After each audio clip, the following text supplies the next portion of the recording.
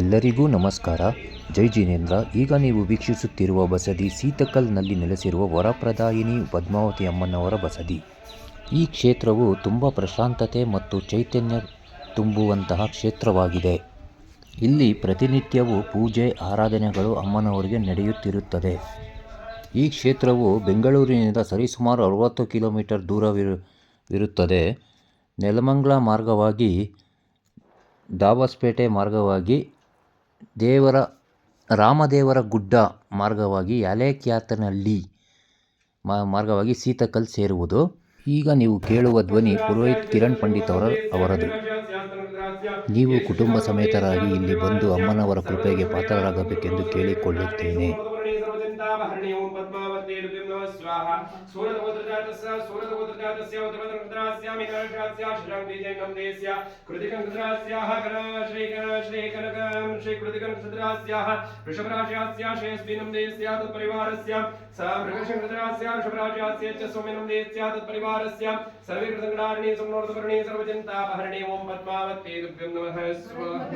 ಪುರೋಹಿತ್ ಕಿರಣ್ ಪಂಡಿತ್ ಅವರ ನಂಬರನ್ನು ನಾನು ಡಿಸ್ಕ್ರಿಪ್ಷನಲ್ಲಿ ಹಾಕಿರುತ್ತೇನೆ.